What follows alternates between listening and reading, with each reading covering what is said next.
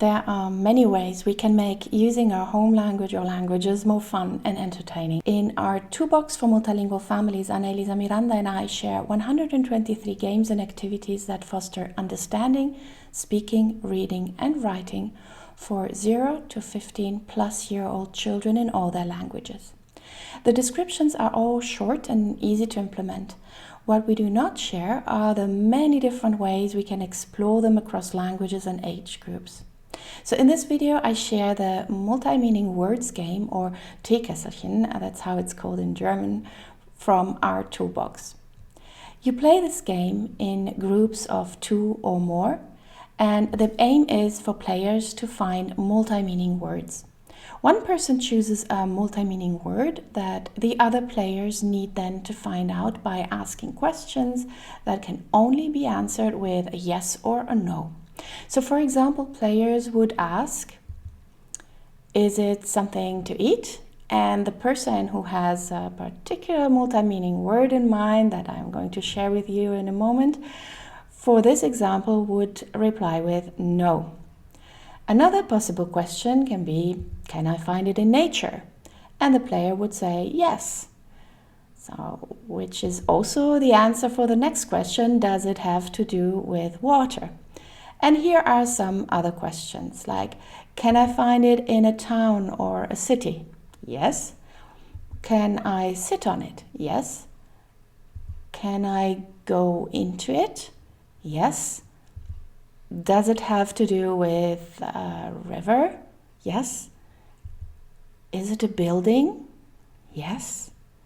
Have you guessed the word? Well, the word that I chose for this example is bank. The bank, the building and the financial institution, and the riverbank in English. We can expand this game across our languages in the following way. For example, by looking at it if it also works in our other languages. So for example, German, where it works for the bank as building in place, but it doesn't work for the riverbank, for example, that in German is called Ufer. It does work though as multi-meaning word also in German, because we call a bench a Bank in German. Now let's see with another language like Dutch. Here we see that in Dutch we use bank for the financial institution too, and the building, and like with German, the riverbank is called Ufer, and the other object or thing with the name bank is the bench. So we could play this game also in 2 languages, Dutch and German, right? So yes, but it might get a little bit more complicated when choosing the name in Dutch or the word in Dutch and trying to figure out what it is, as in Dutch we also have the sofa that is called bank, the bank in the woonkamer. But it's a minor difference with the bench, right? So this game allows us to explore the semantics in our language, the multiple meanings a word can have in our language or languages, and see what our different languages have in common and where they differ.